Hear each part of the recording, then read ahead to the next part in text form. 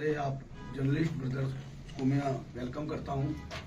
मुझे आज तकरीबन एक हफ्ता हो गया यहाँ कश्मीर में आए हुए, और मैंने कई जगह जगह जाकर लोगों के हालात सुने, कश्मीर के हालात देखे, और जो यहाँ जो ग्रीवेंसेस थी यहाँ के लोगों की, जो अहम ग्रीवेंसेस हैं जो यहाँ स्टेट लेवल पर टेकअप नहीं हो पा रही हैं, तो उन सारी ग्रीवेंसेस को मैंने यहाँ पे ये सारा मैंने इसको पूरा चार्टर बनाया है।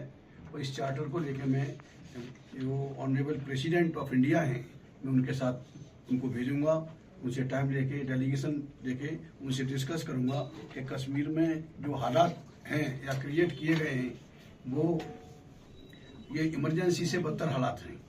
लोग दहशत के साए में जी रहे हैं यहाँ पर, उनकी कहीं कोई सुनवाई नहीं हो रही है, कोई उन्हें पूछता नहीं, और कोई भी किसी को भी उठा के बंद कर देता है और उसको ब्रांडेड कर दिया जाता है कि ये क्रिमिनल है और लाइक दैट। तो इसमें जो इश्यूज हैं, सबसे पहला इशू है restoration of peace. Restoration peace जब वो मरकजी हुकूमत ने 370 को हटाया, 35A को हटाया और इसको यूटी बनाया, उसके बाद जो होम मिनिस्टर साहब हैं, मरकजी होम मिनिस्टर, तो उन्होंने क्लेम किया कि अब हम आतंकवाद खत्म हो गया है, अब किसी तरह की कोई दहशतगर्दी नहीं है इस सूबे में और ये सारा ठीक है। लेकिन जब यहाँ आकर देखने से पता चला कि यहाँ तो और उससे पहले से भी बदतर हालात हो रहे हैं, और किस किस तरह से कहाँ अभी थाने में ब्लास्ट हुआ और एक जगह और हुआ। तो एक जो है जो कसूरवार हैं उनको गवर्नमेंट या पुलिस जो है उसको परेशान करे, उठाए, उससे किसी को कोई गुरेज नहीं है। लेकिन आम लोगों को, आम कश्मीरी आवाम को मतलब तंग न किए करें। और यूटी बनने के बाद में जो पुलिस की पावर थी, जो पुलिस का जो कंट्रोल होता है, पुलिस का या पैरामिलिट्री फोर्सेस का या मिलिट्री का, वो सारा कंट्रोल यूटी डिक्लेयर होने के बाद में मरकजी हुकूमत के हाथ में है। तो इस तरह से पूरी जिम्मेदारी मरकजी हुकूमत की बनती है कि यहाँ इसमें पीस को रेस्टोर करें और लोगों का जो कारोबार इसमें हो। दूसरा है जो स्टेट हुड से ही मामला है, और हम चाहते हैं कि इसको स्टेट हुड बहाल हो यहाँ का, क्योंकि स्टेट हुड बहाल न होने से, यूटी होने से जो सूबाई गवर्नमेंट है उसके हाथ में कोई पावर नहीं है, एडमिनिस्ट्रेशन की कोई पावर नहीं है, और उन्हें सेंटर की तरफ देखना पड़ता है, उनका कोई रोल नहीं है। तो स्टेट हुड बहाल हो और कश्मीर को कश्मीरियों के हवाले किया जाए, वो उसको बेहतर समझते हैं और बेहतर तरीके से यहाँ पर पीस को रेस्टोर हो सकती है। तीसरा मसला, जो अहम मसला है यहाँ पर मुझे सुनने में आया कि अगर कोई मान लीजिए कोई क्रिमिनल है जिसे आपने पकड़ा है, सो कॉल्ड क्रिमिनल, मैं क्रिमिनल नहीं कहूँगा, कश्मीरी क्रिमिनल नहीं है, इतने अच्छे लोग हैं, अच्छे ध्यान के लोग हैं, उन्हें क्रिमिनल नहीं कहा जा सकता।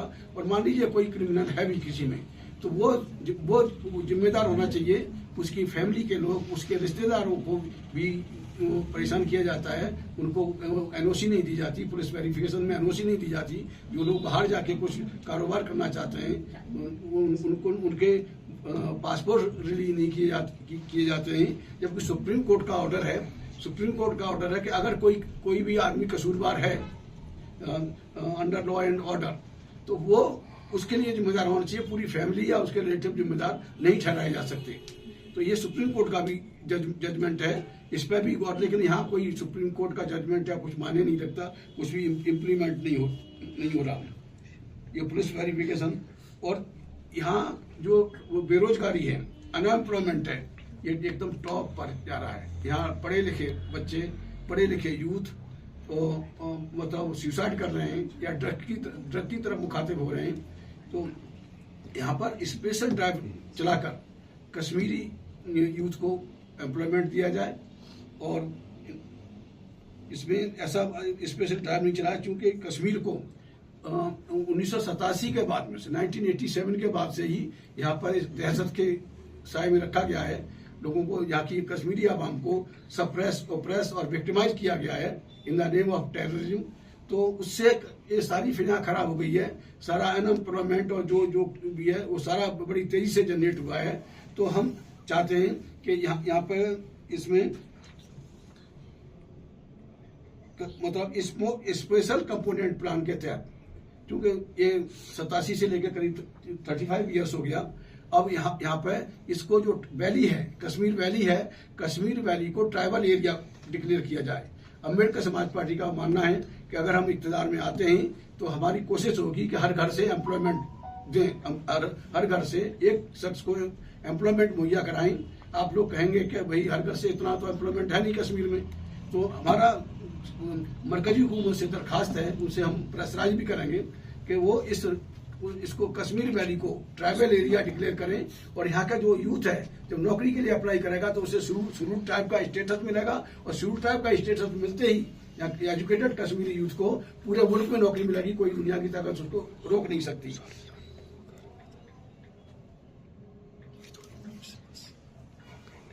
यहाँ ओबीसी का भी मसला बहुत है। ओबीसी को आज तक जो मंडल कमीशन की जो सिफारिशें थी उसके मुताबिक उन्हें यहाँ पर्टिकुलरली मुस्लिम को 9% रिजर्वेशन उसमें ईयर मार्क किया गया है मंडल कमीशन की रिपोर्ट में।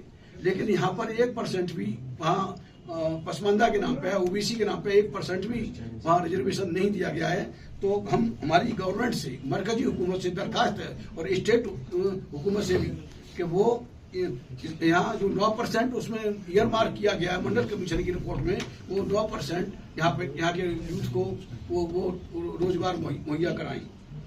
और लास्ट में जो अहम एक और यहाँ पे इशू उठता है कि यहाँ सरकार में, सरकारी दफ्तरों में इतना करप्शन है कि कोई गरीब गुरबा की यहाँ कोई बात नहीं सुनी जाती। करप्शन यहाँ मैं समझता हूँ करप्शन तो पूरे मुल्क में है।